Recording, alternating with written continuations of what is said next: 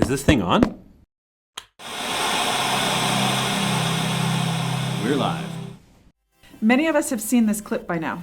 Imagine the time that went into learning all of those handshakes. In fact, you don't need to imagine. Look at some of the comments attached to that video. Creating this one special moment with his students took time, effort, and a whole lot of forethought. But why would he do that? Every minute he spends working on these handshakes is one less minute he spends teaching curriculum. Does having this ritual improve his students' achievement? Many would argue that yes, it does. This is the case for community building. Students don't always know that they have to give respect to get respect. Even the little things, saying please and thank you, including people, smiling, sometimes need to be explicitly taught. There needs to be a shift in thinking so that as teachers, we don't assume that a community exists in our classes before the students even enter the room. Community needs to be built and then maintained, and this needs to be done daily. Building community is not divorced from curriculum. In fact, it makes delivering curriculum easier. There are many roads to community building. Regardless of what path you might take, each approach has the same core values.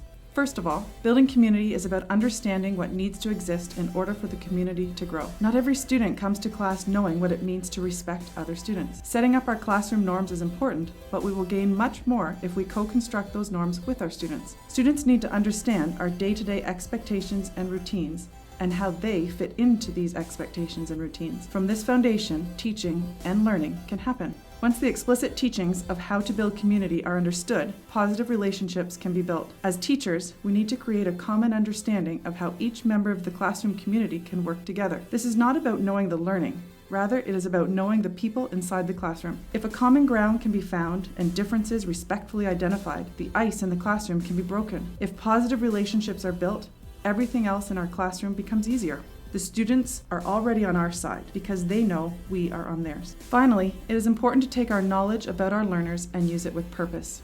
We need to know what works for each individual student and use that to support each of them equitably. Now is also the time to place some responsibility back on the student and ask them to reflect on themselves. Do students know how they learn best? Do they know how to work effectively together? How can we help them grow and succeed in our classrooms? So what happens when you show students how to respond to struggle, how to persevere, be resilient, show appreciation, and possibly most importantly, say thank you? Students become more willing to work with each other, not just their friends. There are less behavioral issues, and it becomes much easier to navigate the curriculum we have to teach. By modeling the behavior and attitudes that contribute to a safe and inclusive classroom, students become more willing to take risks. Mistakes become encouraged as a valuable learning experience rather than an embarrassment to be avoided. As the classroom teacher, it is important to emphasize that we are all learners. When we don't know the answer, we can ask our class to help find the information and strategies required. It's okay to show vulnerability to our students by not being the expert all the time. When we, the teachers, are not at the center of the classroom, we become mentors to all students and models for learning. Next time you are asked a question to which you don't know the answer, stop